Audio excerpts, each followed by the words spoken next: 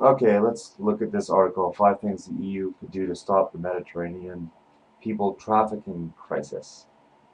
And let's start. European leaders meet on Thursday to discuss ways of tackling the growing crisis of people trafficking across the Mediterranean. Here are a number of steps that they might consider. Increase search and rescue patrols. Opinion is divided as to whether increased patrols are the only humane response to sinkings, or whether it simply encourages more people trafficking. Most aid agencies take the former view. Britain takes the latter. Following the recent deaths of at least 1,200 migrants in two ship sinkings, increasing patrols may be the only politically acceptable option at the current time.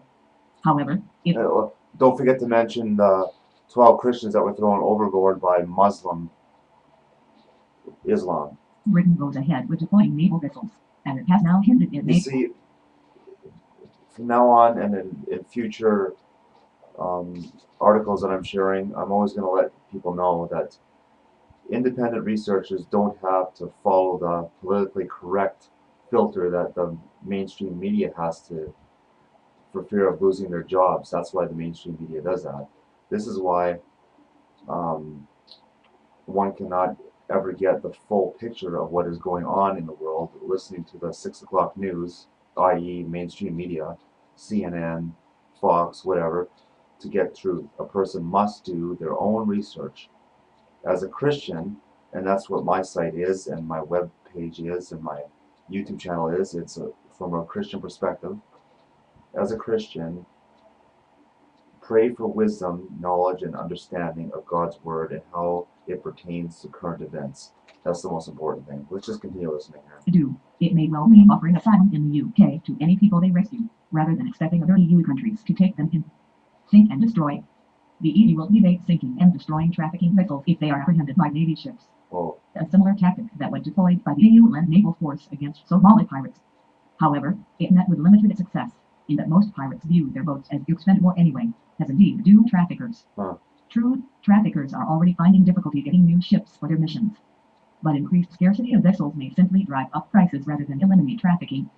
Get neighboring countries to help. The scale of the ongoing crisis can give the EU an excuse to lean more on other North African countries to do more to help. Libya's neighbors Egypt and Tunisia could be encouraged to exercise tighter control over their borders, as could countries like Niger and Chad to the south. Likewise, more education campaigns in the likes of Nigeria could deter migrants from the idea that Europe's streets are paved with gold. The key would be to stop people making the journey to Libya in the first place. The already does no holds barred campaigns warning of the dangers of people trafficking, sometimes sending out volunteers armed with pictures of drowned migrants. However, migrants who have already paid thousands of dollars for passage across the Sahara can be hard to deter. Breaking up smuggling gangs. Immigration officers say that too many EU states currently pay only lip service to this idea. The new Europol team was launched with this exact goal in mind last month. I think with the issue that they're kind of stepping around is why these people are leaving in the first place. It's because Islam is, it's all to do with Islam. Like, it's just not a good religion. It's not good. Anyways, they want to get out of their situation. They go to what they think is a better situation. Yet they're getting scammed by the traffickers, unfortunately. Let's just continue here. But in fact, it's just a working group of police chiefs from different EU states. Radar enforcement would need cooperation with the Libyan government, which is currently in disarray.